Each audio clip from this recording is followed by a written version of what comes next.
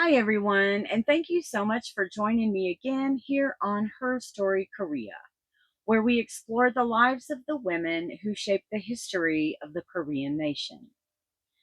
As you know, these videos aren't too long. I put them in sort of a condensed form for two reasons. One, people are busy these days. Sometimes you might not have a lot of time to watch or listen. But the other reason is because some of these women we don't have a lot of information about. Some of them are simply stories that have been passed down from generation to generation, sometimes thousands and thousands of years. And that's why I think it's important to continue to tell these stories so that these women aren't forgotten and you will still hear these stories told thousands and thousands of years into the future. Well, not you, of course, but people in general. Um, but the woman that we are going to talk about today is quite the opposite of that. Her life has been very well documented. We have a lot of historical facts about her. And another interesting thing is that it's safe to say she is probably one of the most controversial figures in Korean history. In the 14th century, the world was dominated by the Mongol Yuan dynasty. At its center sat a woman born not as royalty, but as a tribute from the small kingdom of Goryeo. She would rise from the status of a palace maid to become one of the most powerful women in Asia. But was she a survivor, a visionary, or a traitor to her own people? Today, on Herstory Korea, we uncovered the real life of Empress Ki.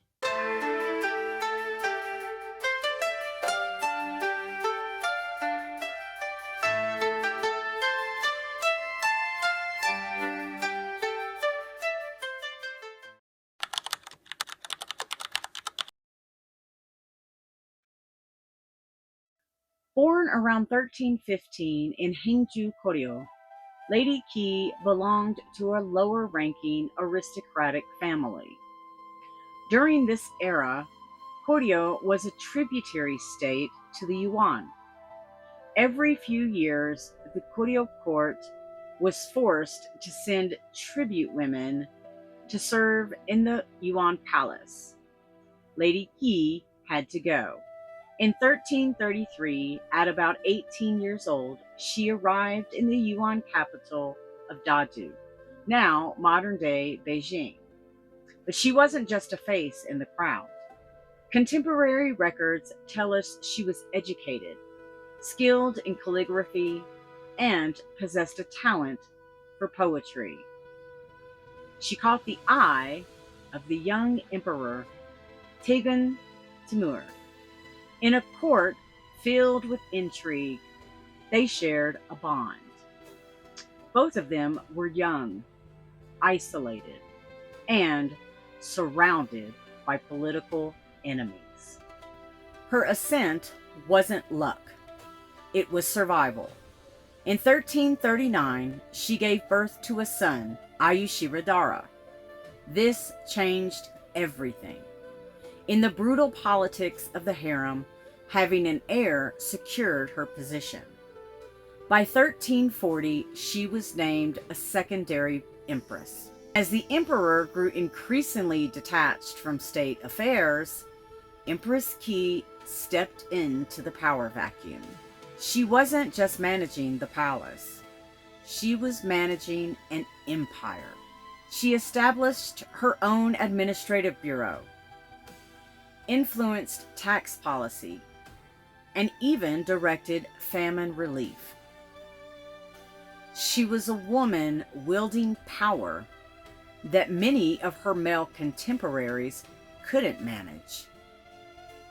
However, her ambition began to cast a shadow back home in Goryeo. And here is where the story turns controversial. Empress Ki used her position to elevate her family in Goryeo. Her brother, Kitol, became so powerful that he effectively acted as the ruler of the Korean peninsula, challenging the authority of the Goryeo king Kongnyŏ. For the people of Goryeo, she was no longer a daughter of the nation. She was an arm of the Yuan oppression. In 1356, King Kongmin launched a coup, executing the Ki family members remaining in Goryeo.